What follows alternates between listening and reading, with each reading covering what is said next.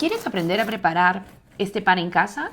Hoy te enseño a hacer el pan más fácil del mundo sin amasar. Soy Susana, bienvenidos a mi canal. Si eres nuevo, no dejes de suscribirte para no perderte ninguna de mis recetas. Vamos a necesitar para este pan 3 tazas de harina común, al cual le vamos a agregar 1/4 de cucharadita de levadura seca y 1 cucharadita de sal. A esto le agregamos 1,5 tazas de agua caliente. Yo he utilizado 2 tazas de harina para pan y 1 de harina integral, pero de las baratas. En realidad en esta receta el tipo de harina no hace ninguna diferencia.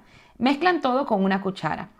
Y si necesitan un poco más de agua, le agregan. Esta es la consistencia que tiene que tener la masa media pegajosa.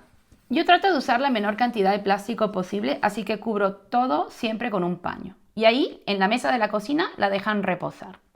Ponen 1 cuchara de harina en la mesa y ahí van a vaciar toda la masa.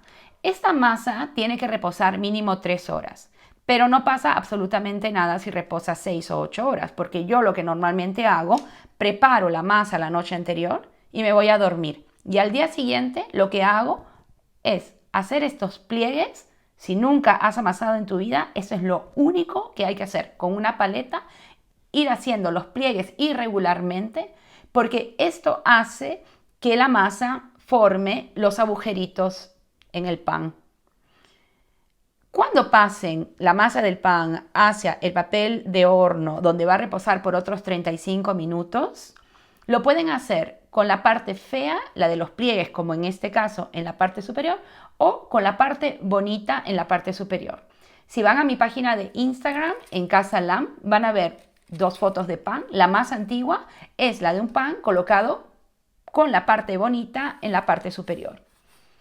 Trasladan la masa al papel de horno, recogen toda la harina para no desperdiciar, se la echan encima al pan, pero le agregan también otra cucharada de harina a la superficie, porque esto hace que el pan tenga ese toque rústico.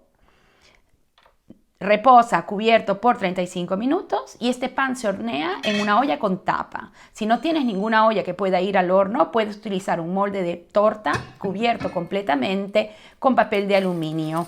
Calientan el horno por 240 Celsius o 460 Fahrenheit, donde han colocado la olla. La olla está caliente.